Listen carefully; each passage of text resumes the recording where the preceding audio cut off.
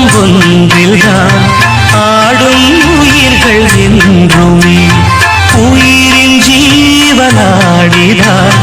நாதம் தாளமானதே உயிரில் கலந்து பாடும்போது எதுவும்